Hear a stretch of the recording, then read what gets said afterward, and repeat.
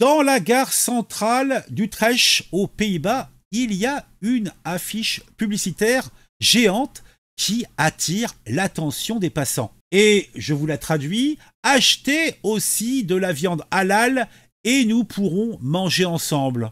En tout cas, cette publicité proclame ce message avec des visages souriants et des sandwichs somme toute plutôt appétissants.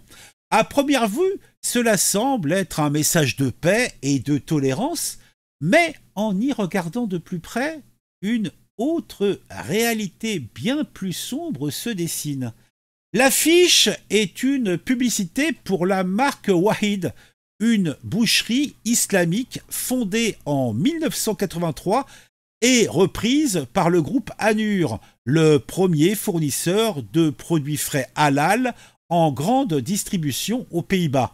La campagne publicitaire de Wahid vise à conquérir l'ensemble du marché, y compris les non-musulmans, en promouvant un halal universaliste comme le seul régime alimentaire permettant de réunir toute la société. Mais bien sûr, le message est clair. Pour une cohabitation paisible, les non-musulmans doivent adopter un mode de vie islamique. Sous couvert de convivialité et de bons sentiments, la menace est somme toute sous-jacente. Que deviendront ceux qui ne souhaitent pas se mettre au halal ou qui veulent encore consommer, je ne sais pas, du jambon? Seront-ils traités d'intolérants, de racistes ou même, va savoir, de sionistes? En France, un processus similaire est déjà bien entamé. Les jeunes, en particulier, sont de plus en plus influencés par des mots valises comme le vivre ensemble, la tolérance ou encore le fameux respect, sans en comprendre plutôt le sens véritable. Ils en viennent à rejeter leurs propres valeurs, y compris la liberté d'expression et la laïcité, en soutenant les exigences de leurs camarades musulmans. Les enseignants, eux aussi, semblent de plus en plus perméables aux préceptes islamistes. La jeune génération d'enseignants, en particulier, se montre favorable au port du burkini et aux horaires réservés aux femmes dans les piscines publiques.